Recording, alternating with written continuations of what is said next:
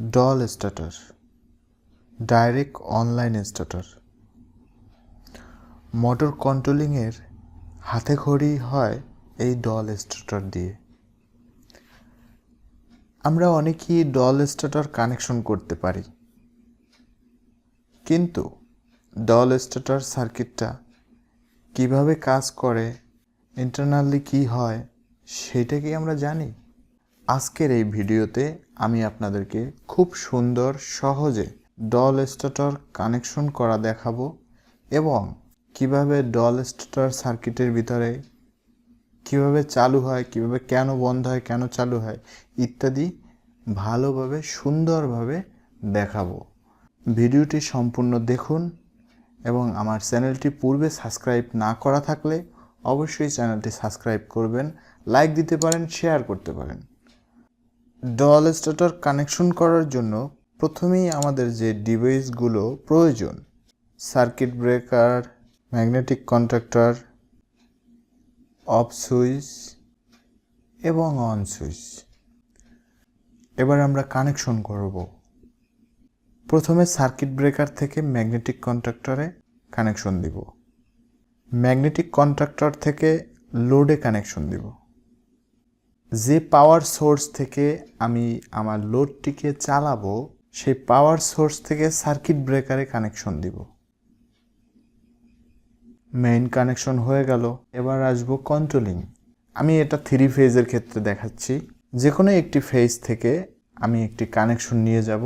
প্রথমে কোথায় নিয়ে যাব? প্রথমে নিয়ে যাব অফ সুইচের এনসি টার্মিনালের একটি টার্মিনালে। এখানে একটি বিষয় উল্লেখ্য, দুটি সুইচ, একটি অফ সুইচ রেড কালার, একটি অন সুইচ গ্রিন কালার।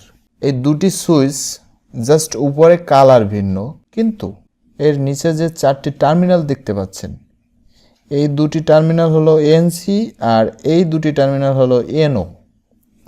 ঠিক তদ্রূপ অন সুইচটিতে আছে এই দুটি টার্মিনাল আছে এনও এবং এই দুটি টার্মিনাল আছে এনসি। অফ সুইচেও কিন্তু এনও থাকে, তাহলে আমরা এনও কন্ট্যাক্ট পয়েন্টটাকে ব্যবহার করব না। আমরা ব্যবহার করব অফ সুইচের ক্ষেত্রে এনসি, যেটা নর্মালি ক্লোজ থাকবে, এবং অন সুইচের ক্ষেত্রে যে কন্ট্যাক্ট পয়েন্টটি নিব সেটি হলো এনও। তাহলে আমরা এনসি কন্ট্যাক্ট পয়েন্টটি ব্যবহার করব না। আমরা অন সুইচের ক্ষেত্রে আমরা ব্যবহার করব এনও। বিষয়টি আমি আবারও ক্লিয়ার করে নেই। অফ সুইচের ক্ষেত্রে আমরা এনসি ইউজ করব এবং অন সুইচের ক্ষেত্রে আমরা এনও ইউজ করব। দুইটা সুইচেই কিন্তু এনসি এবং এনও আছে।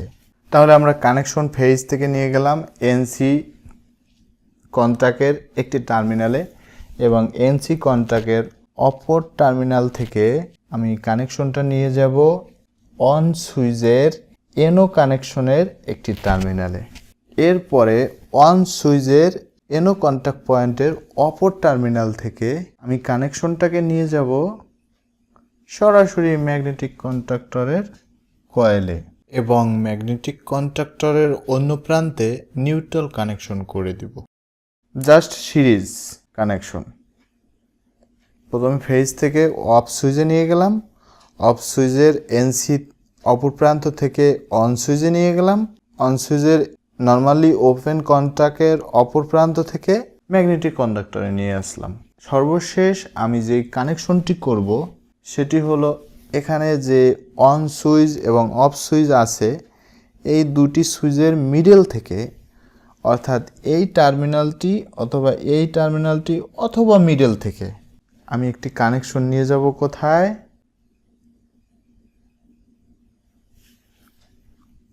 ম্যাগনেটিক কন্ডাক্টরের এনও নর্মালি ওপেন, যেটি নর্মালি ওপেন থাকবে সেই অক্সিলারি কন্ট্যাক্ট পয়েন্টে। তাহলে এই দুটি সুইচের মিডল থেকে অথবা যে কোনো দুটি টার্মিনাল থেকে, এই যে দুটি টার্মিনাল আছে এই টার্মিনাল দুটির যে কোনো একটি টার্মিনাল থেকে অথবা মিডল থেকে আমি নিয়ে যাব কানেকশনটা ম্যাগনেটিক কন্ট্যাক্টরের কন্ট্যাক্ট পয়েন্ট এনও এর একটি টার্মিনালে। এবং এই অক্সিলারি কন্ট্যাক্টের অপর প্রান্ত থেকে কানেকশনটা আমি জাস্ট কয়েলে দিয়ে দেব। হয়ে গেল আমার ডল স্টার্টার কানেকশন। এরপরে আমরা দেখব কিভাবে ডল স্টার্টারের এই সার্কিটটি কাজ করে। তাহলে আমাদের প্রথমেই কি করতে হবে, পাওয়ার দিতে হবে, সার্কিট ব্রেকারকে অন করতে হবে। অন করলাম, সার্কিট ব্রেকার অন করলে কি হবে, পাওয়ারটা কোথায়, ম্যাগনেটিক কন্ট্যাক্টরে চলে আসবে। কিন্তু আমি এখান থেকে যেহেতু ফেজ নিয়েছি, ম্যাগনেটিক কন্ট্যাক্টরের পাশাপাশি আমার কানেকশনটা কোথায় যাবে, এই অফ সুইচের এনসি প্রান্তে। কিন্তু এনসি প্রান্তে এখানে যেহেতু কানেক্ট করা, সো পাওয়ারটা আবার আর সামনে অগ্রসর হবে। সামনে অগ্রসর হয়ে কোথায় যাবে, অন সুইচের এনও কন্ট্যাক্ট পয়েন্টে। যেহেতু এখানে ওপেন আছে, সো এই পর্যন্ত এসে আর যেতে পারবে না।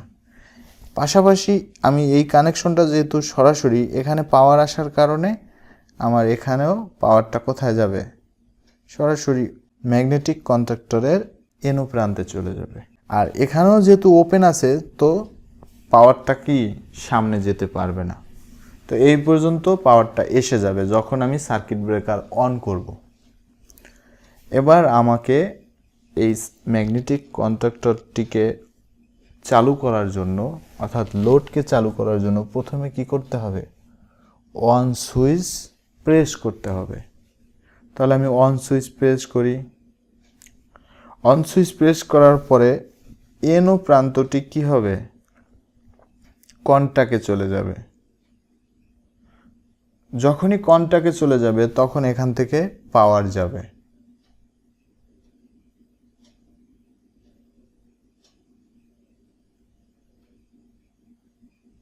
পাওয়ার যখন ম্যাগনেটিক কন্ট্যাক্টরে চলে যাবে তখন কি হবে, ম্যাগনেটিক কন্ট্যাক্টর অ্যাক্টিভ হবে এবং লোডে পাওয়ার চলে যাবে।